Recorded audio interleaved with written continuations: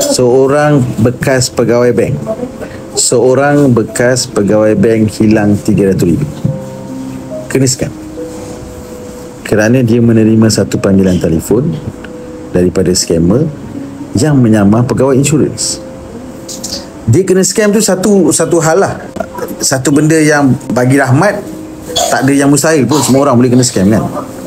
Yang aku pelik, engkau seorang bekas pegawai bank, macam mana engkau tak faham prosedur bank? Macam mana engkau boleh tak tahu tentang prosedur SOP syarikat-syarikat insurans? Kau pegawai bank kot. Pada saya lah, pegawai bank tak seharusnya kena scam, because segala urusan penipuan-penipuan scam online ni dia memang relate dengan bank, dan bank sepatutnya tahu. Apa yang aku terfikir adalah, macam mana kau jadi pegawai bank kalau level knowledge kau tak mencapai level seorang pegawai bank, yang kau tak tahu tentang prosedur dan SOP perbankan online. Yang menariknya dalam kes bekas pegawai bank ni adalah, apabila scammer yang menyamar sebagai bank negara, dia kata ada orang daripada bank negara call dia. Dia kata orang bank negara nak audit akaun dia. So syarat nak audit, dia kena keluarkan duit dia masuk dalam akaun individu.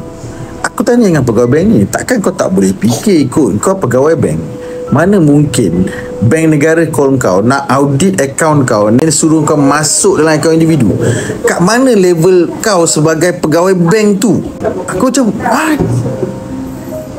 Saya memang, kalau pada saya pegawai bank tak sepatutnya kena scam, because engkau bermain dengan akaun hari-hari kot kan.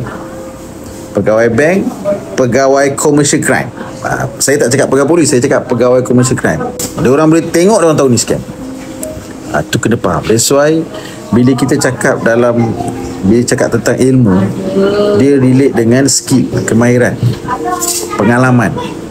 Skill, kemahiran, pengalaman ini boleh diperolehi melalui pendedahan kerja dia sebagai pegawai penyiasat.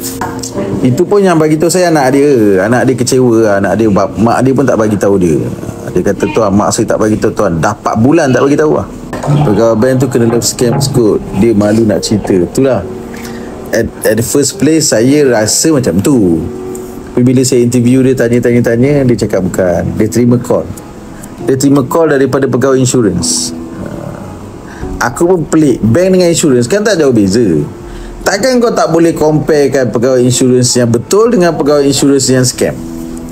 Dah lah cerita pasal scammer tu cakap, scammer yang menyamar pegawai insurans tu cakap, cik, suami cik, ada nama suami cik digunakan untuk permohonan insurans, dan suami cik ada berhutang, ada tunggakan insurans, so cik kena bayar.